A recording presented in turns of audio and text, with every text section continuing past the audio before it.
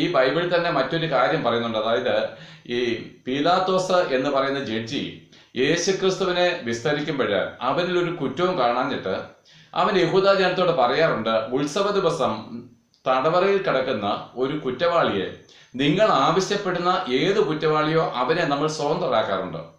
ഇന്ന് നിങ്ങളുടെ രാജാവായിരിക്കുന്ന യേശുവിനെ സ്വതന്ത്രനാക്കണമോ അതോ ബറബാസിനെ സ്വതന്ത്രമാക്കണമോ എന്ന് പീലാത്തോസ് ചോദിക്കുന്നുണ്ട്. എന്നാൽ ആ ബറബാസ് ആരാണ്? അവനൊരു കൊലപാതകിയാണ്, ഒരു കവർച്ചക്കാരനാണ്. അപ്പോൾ ജനമെല്ലാം ആർത്തു, ഞങ്ങൾക്ക് ബറബാസിനെ സ്വതന്ത്രനാക്കി തരിക, യേശു ക്രിസ്തുവിനെ ക്രൂശിക്കുക. എന്താണ് ഇതിന്റെ യഥാർത്ഥമായിരിക്കുന്ന അർത്ഥമെന്ന് മനസ്സിലായോ? അതായത് ആ ബറബാസ് എന്ന് പറഞ്ഞാൽ നമ്മളാണ്. കാരണം നാം കൊലപാതകികളാണ്, നാം കള്ളന്മാരാണ്, അല്ലെങ്കിൽ ദൈവത്തിന് മുമ്പിൽ നമ്മൾ കുറ്റക്കാരാണ്. കൊലപാതകം എന്ന് പറഞ്ഞാൽ നമ്മുടെ ഹൃദയത്തിലാണ് നടക്കുന്നത് പുതിയ നിയമത്തിൽ.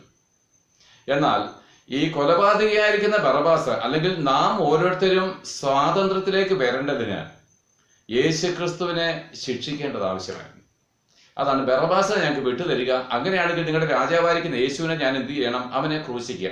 അതായത് നാം രക്ഷ പ്രാപിക്കണമെങ്കിൽ, നമുക്ക് സ്വാതന്ത്ര്യം ലഭിക്കണമെങ്കിൽ, ആ തടവറയിൽ നിന്ന് നമ്മൾ സ്വതന്ത്രമാകണമെങ്കിൽ യഥാർത്ഥമായിട്ടും നമുക്ക് പകരക്കാരനായിട്ട് പാപമില്ലാത്ത യേശുക്രിസ്തു ക്രൂശിക്കപ്പെടണമായിരുന്നു.